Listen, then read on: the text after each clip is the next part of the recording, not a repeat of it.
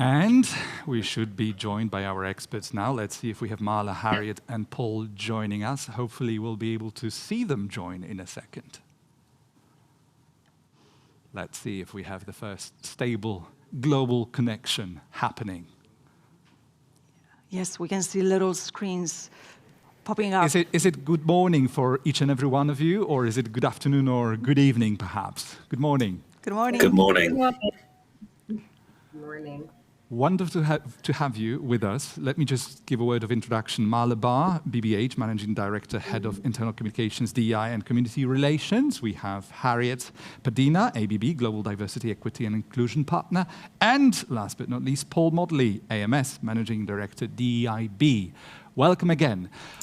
Let's start in a somewhat challenging way. We talked about it before in the preparations phase. If you were given exactly 1 minute to talk about DEI excellence, what would you include in those 60 seconds? Whoever would like to start. Not an easy thing to do. 60 seconds. What is DEI excellence to you? I'll hop in. I think on an organizational level, it's about 3 things. It's about leadership commitment. They set the tone. It helps employees understand the business benefits and ensures DEI initiatives are prioritized in resources. Number 2 would be data-driven decision-making. So analyzing the data on workplace demographics and experiences really help us identify and focus created targeted interventions to really address what we're seeing. And then most importantly is building the inclusive culture fueled and empowered by an entire ecosystem. So creating a workplace where everyone feels respected and heard and connected, it can't be achieved by the CEO alone. It really takes that powerful ecosystem throughout the organization who understands the framework and feels empowered to take action. Because when you think about it, how you feel about your organization and your ability to deliver really happens through the thousands of interactions you have each day. And that really includes your manager, all of your team, and the environment that this ecosystem helps create, especially our employee-led resource groups, which are really instrumental in amplifying underrepresented voices and strengthening community and building cultural dexterity. So I would say those 3 things: leadership commitment, data-driven decision-making, and inclusive culture fueled by an ecosystem. Very clear, structured, and concise approach. Thank you very much, Marla. Meanwhile, I will ask our studio to make this sound, put up the volume a little so that we can hear our guests a little better. How about Harriet? Paul, would you like to add? I liked what you said, Marla. I've taken a slightly different approach to the question. So I was trying to think about what an organization which is has DEI excellence is one that is curious. So for me, a curious organization is more innovative. It's able to adapt to challenges and create solutions and ultimately be more successful. And so it's not just about having DEI excellence as an end goal or as a destination. It's about their approach to diversity, equity, and inclusion. So if you're a curious organization, you're always asking questions. So questions like, are our employee benefits, policies, available to the LGBTQ plus community, for example? Or a curious line manager can ask, what do you need from me, from the organization, to help you perform at your best? Or even a curious colleague who asks, why is my team member not taking part in this discussion? What can I do? How can I change my behavior so that they can join in and so that we can hear their opinion? So for me, DEI excellence is about the behavior of being curious and knowing that DEI excellence is not a destination. It is baking curiosity into our DNA. Thank you so much, Harriet. Paul? So yes to what Harriet and Marla has said. I think the key thing for me is DEI excellence is about making sure that the DEI, we add B, we talk about belonging, DEIB strategy is very much integrated to the business strategy. And that's a kind of key thing that I would want to be ensuring from that sort of 60-minute conversation to really understand if I'm if I'm talking to a CEO or a board, is making sure that they are talking And it makes sense the way that they're talking about DEIB, and it's very much integrating and adding value to the business. That sort of senior level sponsorship commitment from the top is so important. And without that kind of curiosity that Harriet talks about, it might be there, but it's never going to lead to anything. The initiatives that you may put in place, they may deliver, but without that senior level commitment and sponsorship, they're just not going to deliver what the business needs. Thank you so very much.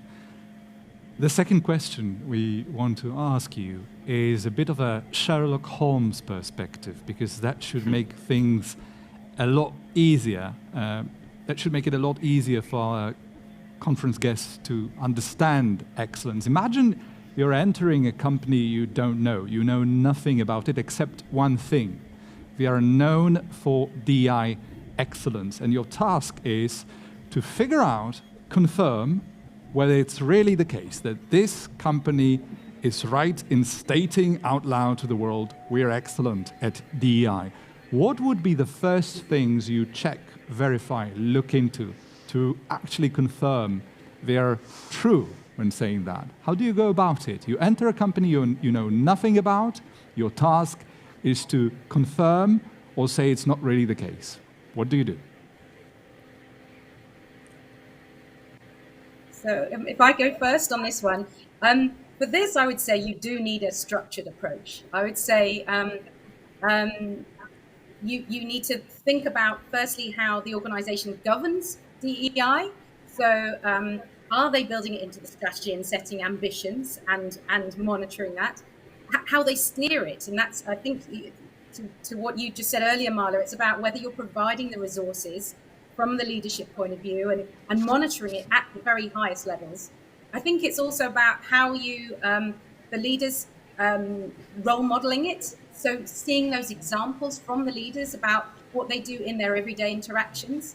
And then finally, it's the actual actions that they're taking. So for me, having that structured approach and asking questions all the way through the organization, from the very, very senior leaders right the way down through the organization to people working on the production floor or in some of the specialist functions, to try and answer those questions. How do you govern it? How do you steer it? How are you owning it as an individual? And then what do you actually do? What are your actions? That would be what I would do to start. I would pick up on that, and I'd pick up what you and... Mala, can I ask another question to Harriet? Can we try and make it a little bit more relatable still? Imagine your time is limited to answer this question within an organization.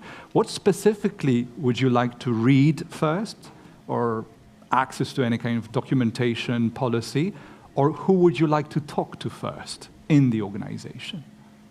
Okay. Well, if I make this more practical, I joined my organization only about 10 months ago. So I'm actually doing this at the moment, or I started to do this before I joined and then in my first few weeks. And so for me, I had meetings with all of the senior leadership team in my first month. And by the end of the first month, I was talking on a panel discussion, or sort of an interview with our BA business area president, to understand really what he was thinking and talking about. For me, those conversations matter. But I also looked at a lot of the documentation, like you said. What are our values? What do we do about our performance management process? Where is DEI mentioned through our strategy documents? Not necessarily as a task, but is it sort of weaved into the those are the sorts of actions that I took when I very first started 10 months ago at ABB. Thank you very much, Harriet. Before I go to Marla and Paul, we have the very first question of the day coming from the audience. You may as well integrate this question into the answer to my question. They are related. How do you collect, measure data that give you information about the inclusive culture? Do you gain the data internally, or do you allow consulting? So if you wish, please feel free to integrate it into your answer. Marla, Paul? Yeah, so we do internal collection. So we'll look at our self-ID data, we'll look at our engagement scores, and take across broad look from the organization, and look at other inputs into that data to see what's influencing that in certain. Sorry, Paul, you wanted to jump in as well? No, you finish off and I'll follow on. No, go ahead. Yeah. Just to, in terms of where I'd start with an organisation, I'd absolutely start at the top. To do as Harriet's just talked about, I'd want to be talking to the CEO, the ExCo, just to understand how they talk about DEI within their organisation. That would give me a pretty good indication as to whether DEI is at the heart of the organisation, it's part of the business strategy. What would you be looking for specifically, Paul? I mean, you're talking about how communication and, let's call it, storytelling around DEI is cascading across the organisation. What would you be looking for specifically as to how the company is doing that? Yeah, I'd be asking things like, what is your DEI strategy? How does it add value to the business? How are you measuring it as a board or as an ExCo? If you're not getting solid responses to that, you know that it's not a priority at that level and it's not integrated into the business. And that sort of feedback at that point allows you then to take the conversations to a lower level.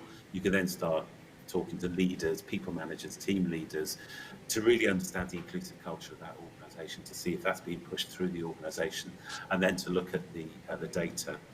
The question about data is a really good question.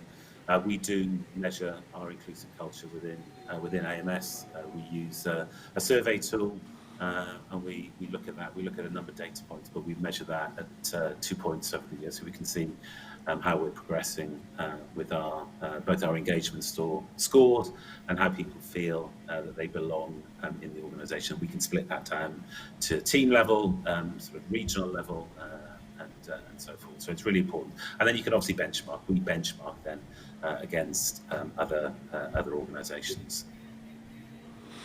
We've started today with a bit of a statistic. That one is coming actually from one of our speakers, quoting a PwC study saying that only 18% of companies believe that their DEI strategies are well integrated or mature, which clearly tells us that the job is not done as effectively as we think, and we are clearly in the wishful thinking territory more than the reality as we talk about it. So that brings me to my next question, and as I give you a little time to think about it, I want to make one extra clarification. But first the question: risks, threats to implementing DEI strategies, where do they come up? What kind of risks can we expect? And please decide who wants to address this question first. And my clarification is, for our international audience, if it so happens that in any given discussion, either me or Basia is asking more questions, it's not because any one of us wants to dominate the discussion. It's because we have 60 speakers joining us at the conference, so we obviously divided our tasks in talking to speakers and panel discussion members. You're giving me time to breathe, I guess, but I do have a comment. I'm patiently waiting, and I do have some remarks as we're hearing our speakers, but thank you for letting Would you like to give those remarks before the risk question or after? Just a comment. One, you should. I see you working in the investigation department, Łukasz. You would be fantastic. I've already collected 3 questions, kind of 3 directions, hearing our guests. If I were such a detective, if each of us is such a detective. So one, what do we do? A second, are we curious enough? And third, do we govern well enough? So I'm already taking some learnings from you, and thank you so much for that. Thank you, Basia. Risks and challenges. Harriet, Marla, Paul, what would you say about that? Well, let me start briefly. I think we've talked about the primary one, which is the fact that DEI strategy is not linked to the business strategy. That's clearly, the biggest risk. I think it's really important to state that there continues to be a backlash against DEI externally. There are some political challenges. We've seen it in the UK in the last couple of years, and that's had an impact in terms of how organisations look at DEI and progress DEI. I think it's really, really important for DEI teams to be commercial in the way that they think. And I think we get accused all the time of kind of standing in our ivory towers, not really understanding the business or not really understanding the practicalities of the business. So I think that is a risk. It's a challenge. It's a challenge for us as DEI teams to constantly think about the business, constantly think about the value that we're adding, and constantly make that link to the business outcomes. Thank you, Paul. I would agree with you, Paul. I think, and building on that, as well as understanding where the business is and how you add value to the business, I feel you also need to meet them where they're at. I think it's a risk if you go in strong, where people can feel alienated or, almost threatened. And what our role is to help people to be comfortable having uncomfortable conversations. But you're not going to do that by putting up against them. The best way to do that is to really listen and learn where they are at, and if they have an opposing view to you, trying to understand why that might be, where that's formed, because then you can bring them along the journey. I think the risk is that if you go in too hard, that you will lose people along the way. And also you could lead to burnout for individuals, particularly people who are from a minority or marginalized community, who are passionately speaking up about their lived experience, can feel very, very disheartened if they feel that the organization isn't there. So my word of advice is that we support those individuals along their journey as well, to make sure that they know that they are being heard. So those are two risks. One is meet people where they are at, and the other one is watch out for burnouts for particular individuals. Thank you. Yeah, I couldn't agree more. And I would add to that, being really careful about not taking a polarizing approach. I think it's so easy to disengage people and have people feel left out of the solution. So as you're raising underrepresented voices, really making sure we're bringing everybody along and celebrating everyone's unique identity. I think the other one is really tricky, especially with the resources, a lot of DEI teams have, is pushing a global agenda rather than really localizing what you're doing and making sure it's relevant for all parts of your organization. And then the last thing that I think is a real critical risk is time. I think advancing inclusion requires intentionality, and we're all so busy and we have competing demands, and I think we fall into habits that create misunderstanding and erode trust when we're all just racing against the clock to get things done. So for me, it's an inclusive approach, not being polarizing, looking at local needs as you're driving forward a global agenda, and really ensuring people are being intentional and taking the time to think about this work in the context of a business setting and your business goals. It very much sounds like things are completely undoable if you're not intentional about them. That's as clear as it gets. We only have 2.5 minutes left and 2 questions from our audience. So let's try and blend them together and see if we can get at least one voice for each question. So one goes back to collecting and measuring data that confirm or go against inclusive culture. So do you gain this data internally or allow consulting first? Which option would be better? And what specific behaviors or actions indicate that an organization has achieved DEI excellence? 2 minutes, 20 seconds to conclude on these two. Who would like to take the floor? Just quickly, I would say I would always collect your data internally first. That gives you a very strong barometer around your inclusive culture. I think in terms of behaviours you would expect to see around DEI excellence is, inclusive culture, respect, belonging, dignity, and fairness. Those are some of the kind of keywords that I would use, that people would describe around how they feel in the workplace if DEI excellence exists. If. Thank you. Marla, so I would Harry? build on what you said there, Paul. I think in terms of data, there may well be people listening who are from smaller organizations who perhaps don't have access to the same sort of engagement surveys, systems, approaches. And so I wouldn't forget the importance of smaller ways that you can get access to data through listening groups, and other ways that you can find out about your inclusive organization. So don't just think you have to have a full HR organizational people system that's collecting this data. You can also do it in small ways in pockets throughout the organization. That would be my first point. So it's similar to meeting people where they're at, wherever you are on your journey, make the most of the opportunities you've got rather than seeing the challenges. And in answer to the behaviors question, I would go back to what I said about curiosity. You do need to be curious, because that's the only way that you're really going to solve the problems. You need to continually ask, what can I do better?